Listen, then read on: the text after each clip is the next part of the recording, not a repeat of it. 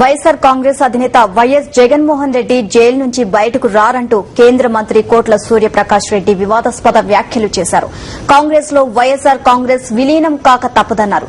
న్యాయస్థాన పరిధిలో ఉన్న ఓ అంశంపై ఇంకా ఎలాంటి నిర్ణయం రాకపోయినా కేంద్ర మంత్రి హోదాలో కోట్ల సూర్యప్రకాష్ రెడ్డి చేసిన వ్యాఖ్యలు పలు అనుమానాలకు తావిస్తోంది. కాంగ్రెస్ ను ఎదిరిస్తే సీబీఐ అనే అస్త్రాన్ని ప్రయోగిస్తుందని రాజకీయ నేతలు విమర్శిస్తున్నారు. మరోవైపు కేంద్రం చేతుల్లో సీబీఐ కీలుబొమ్మలా మారిందనడానికి కోట్ల మాటలే ప్రత్యక్ష నిదర్శనాలని వైఎస్సార్ కాంగ్రెస్ ఎమ్మెల్యే శోభా నాగిరెడ్డి అన్నారు. కేసు దర్యాప్తు కాంగ్రెస్ హైకమాండ్ ఆధ్వర్యంలోనే జరుగుతోందని స్పష్టమవుతుందని విమర్శించారు.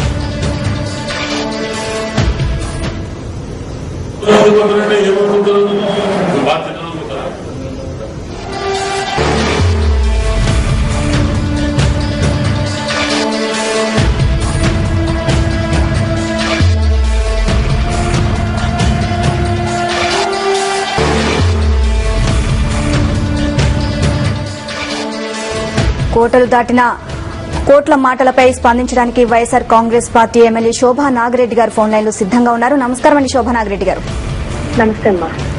శోభా నాగిరెడ్డి గారు, కేంద్ర మంత్రి హోదాలో ఉంటూ కోట్ల సూర్యప్రకాష్ రెడ్డి చేసిన ఈ వ్యాఖ్యలను మనం అసలు ఏ విధంగా చూడొచ్చు? ఈ రోజు సూర్యప్రకాష్ రెడ్డి గారు ఒక సామాన్య కార్యకర్త కాదు. ఆయన ఒక మాట మాట్లాడినాడు అంటే, ఒక కేంద్ర మంత్రి హోదాలో ఆయన ఒక మాట మాట్లాడినాడంటే అది కేంద్ర ప్రభుత్వం ఆలోచన ఖచ్చితంగా ఉండాలి. కేంద్ర ప్రభుత్వం చేసినటువంటి ఆ కుట్రలు కూడా స్పష్టంగా సూర్యప్రకాష్ రెడ్డి నోట్లో నుంచి వచ్చినట్లు మనకు అర్థం అవుతా ఉంది.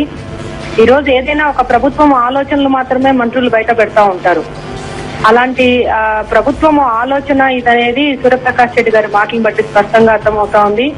ఈ కేసు ఏదైతే జగన్మోహన్ రెడ్డి గారి మీద ఆరోపణలు చేస్తూ పెట్టినటువంటి కేసులన్నీ కూడా ఈ సీబీఐ చేసినటువంటి దర్యాప్తు స్పష్టంగా కేంద్ర ప్రభుత్వం ఆధీనంలోనే ఈ దర్యాప్తు జరుగుతా ఉంది అనేది ఈ రోజు కాదు, మేము మొదటి నుంచి చెప్తా ఉన్నాం.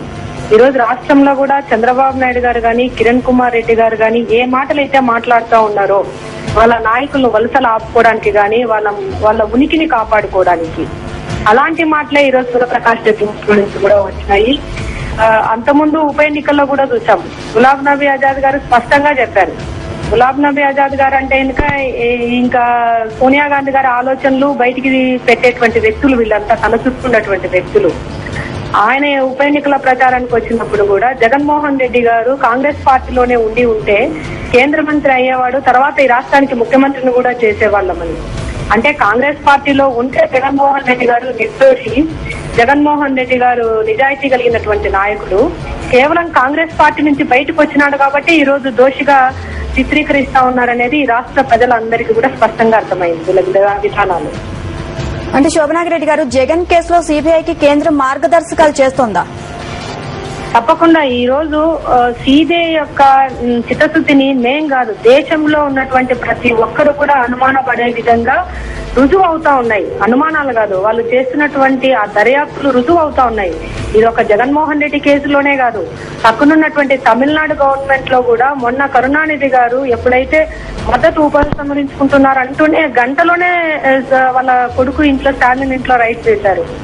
అదేవిధంగా ఈ రోజు ములాయం సింగ్ యాదవ్ ను ఏ విధంగా బెదిరించుకుంటున్నారో తెలుసు. అదేవిధంగా మమతా బెనర్జీ గారిని కానీ, మాయావతిని కానీ అందరినీ కూడా ఈ సీబీఐని అడ్డం పెట్టుకొని అందరినీ బెదిరించుకోగలిగారు. ఒక్క జగన్మోహన్ రెడ్డి గారు మాత్రం ఈ రాష్ట్రంలో వాళ్ళ బెదిరింపులకు లొంగలేదు కాబట్టి ఈ రోజు ఆయన 11 నెలల నుంచి లోపల పెట్టారు.